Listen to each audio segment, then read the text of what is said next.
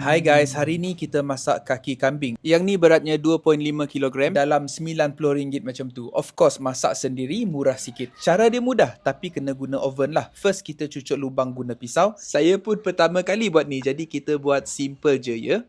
Then kita cucuk guna jari. Lepas tu kita masukkan hiris bawang putih dalam lubang-lubang ni. Lepas tu saya sapu butter, letak lada, letak campuran herba, ratakan dekat daging ni. Dan siap.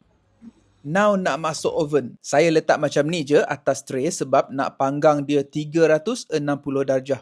Suhu kita letak 160 darjah selama 2 jam.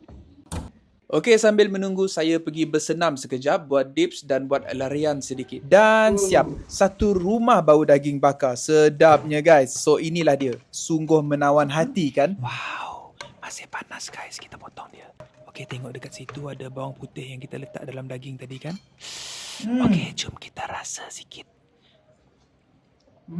Wow, marvelous guys. Daging merah kaya dengan protein berkualiti tinggi guys. Ada zat besi Him, iaitu zat besi yang mudah diserap oleh badan. Vitamin B12, zinc dan nutrien penting lain yang menyokong kesihatan otot, tenaga dan fungsi otak. Kurangkan pengambilan gula, makanlah daging ayam dan telur hari-hari guys.